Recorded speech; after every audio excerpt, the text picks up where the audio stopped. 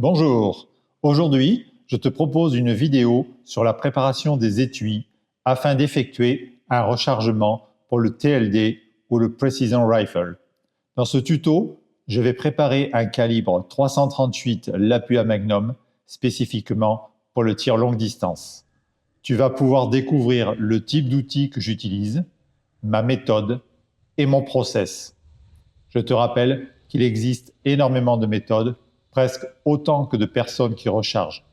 À toi de prendre ce qui t'intéresse et d'adapter ta recette.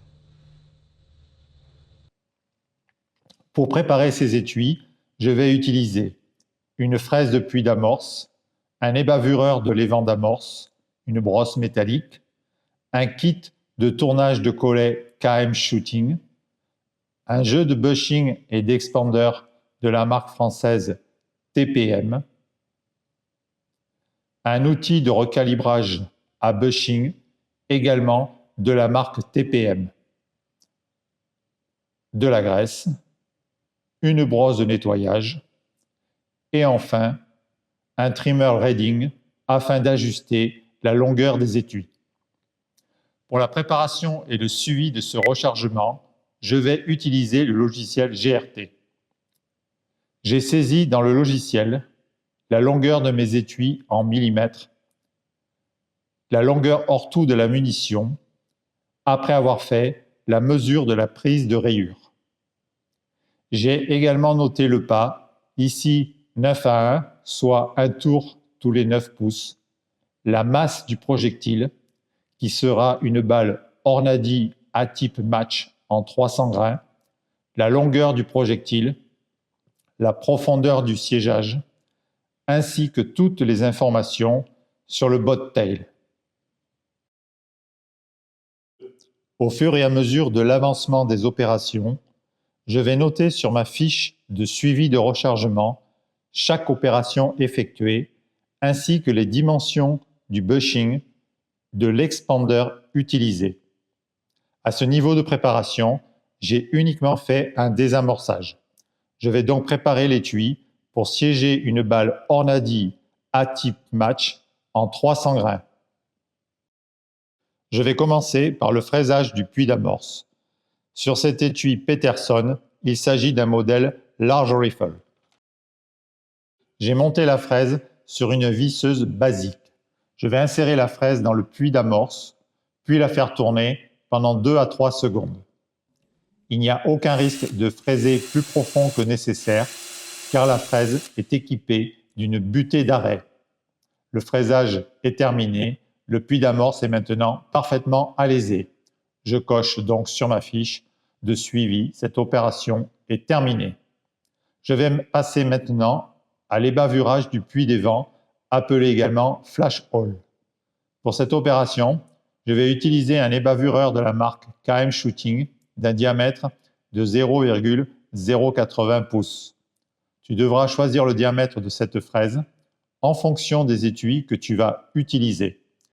J'introduis l'outil dans l'étui et je fais dépasser la pointe de centrage dans le puits d'amorce. Je pousse l'olive de centrage dans le collet et je fais quelques tours afin de bien ébavurer le trou d'amorçage. Je peux maintenant retirer la fraise et passer à l'étape suivante. Je vais cocher sur ma fiche de suivi que cette opération a bien été effectuée.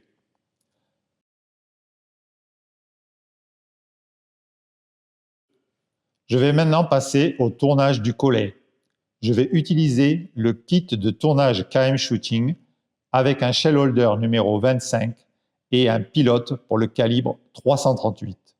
Je vais donc introduire l'étui sur le pilote, puis je vais ajuster le couteau en tournant la molette jusqu'à qu'il rentre en contact avec la matière. Je vais usiner lentement et régulièrement toute la surface du collet. Je vais répéter cette opération plusieurs fois en faisant avancer le couteau avec la molette située sur le dessous de l'outil. Je vais avancer le couteau par quart de tour ou demi-tour afin de ne pas faire de copeaux trop épais. Je vais poursuivre l'opération jusqu'à ce que la totalité du collet soit parfaitement usinée.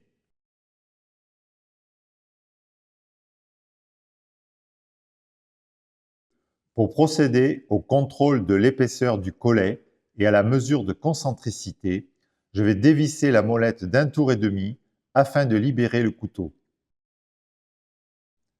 Je vais réintroduire mon étui sur le pilote, contrôler que mon comparateur est bien à 0.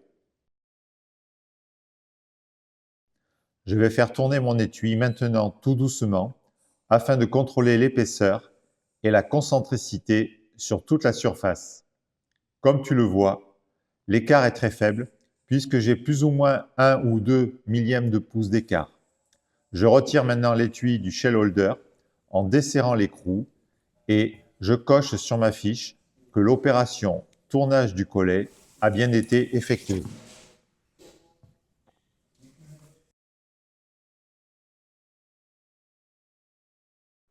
Les étuis que j'utilise pour cette vidéo ont uniquement 2 tirs. Ils sont donc faille formés, c'est-à-dire que l'étui a exactement la forme de la chambre de la carabine. Lorsque je chambre cette munition, inerte pour des raisons de sécurité lors du tournage de la vidéo, tu peux remarquer que je n'ai aucun effort à faire pour fermer la culasse, car la munition est parfaitement adaptée à la chambre de cette carabine. Je refais l'opération. Il me faut uniquement 2 doigts pour verrouiller la culasse. Pour information, je précise que cette carabine Victrix Scepter V, le fabricant a choisi de ne mettre ni chargeur ni éjecteur. Son usage est donc réservé exclusivement aux tirs longue distance. Je vais maintenant procéder au recalibrage du collet. Afin de régler la profondeur de mon outil, je vais mettre du feutre type Velleda sur toute la surface du collet. Comme tu peux le voir pour le moment, le recalibreur n'est pas vissé à fond sur la presse. Je vais donc actionner une première fois la presse. On voit de suite que l'outil ne descend pas assez bas puisque le feutre n'a été enlevé que sur une partie du collet. Je visse donc l'outil un peu plus et je refais l'opération. Le bushing est descendu un petit peu plus bas, mais ce n'est pas encore suffisant. Je visse maintenant mon outil jusqu'à mon réglage de référence et j'actionne à nouveau la presse. On voit maintenant que la totalité du feutre a été retirée. Le collet a donc bien été recalibré sur la longueur que je souhaitais. Cette opération étant maintenant terminée, comme pour les précédentes, je vais cocher ma fiche en ajoutant le diamètre du bushing que j'ai utilisé, ainsi que le diamètre de l'expander. À l'issue du rechargement, si je suis satisfait de ma tension de collet, je réutiliserai ce même bushing et le même expander pour le prochain rechargement. Je passe maintenant à la dernière opération de préparation de l'étui avant le nettoyage au bac ultrason. J'installe le pilote du calibre 338 dans le case streamer Reading. Puis, je vais positionner mon étui sur le shell holder. Je vais le bloquer en appuyant sur le bouton de blocage et en tournant la manivelle. Je règle la longueur de l'outil afin que la fraise vienne juste au contact du début du collet. Je verrouille l'outil avec la molette, puis je vais faire quelques tours afin de bien fraiser l'étui pour le mettre à la longueur souhaitée.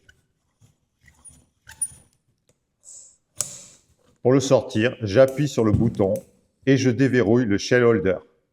Je peux maintenant sortir mon étui et le contrôler avec le pied à coulisse. Mes opérations de préparation de l'étui sont maintenant terminées. Je vais passer un petit coup de brosse à l'intérieur de l'étui afin d'enlever les limailles. Puis, je vais mettre mes étuis dans le bac à ultrasons pour le nettoyage avant de procéder au rechargement. Avant cela, je note la dimension de mon étui sur ma fiche de suivi. Si tu souhaites en apprendre plus sur le rechargement, je t'invite à voir ou revoir les vidéos que j'ai déjà fait paraître sur le sujet, notamment la première sur l'amorçage avec l'outil de précision KM Shooting et la seconde sur un test comparatif des balles les plus répandues sur le marché. Dans le prochain épisode, je procéderai à l'amorçage de l'étui, au dosage de poudre et au siégeage de la balle avec la presse Arbor et le siégeur de précision micrométrique, le Wilson. J'espère que cette vidéo t'a plu. Avant de partir, n'oublie pas de t'abonner, de liker ou de laisser un petit commentaire. Cela fait toujours plaisir. À très bientôt et surtout, reste bien connecté.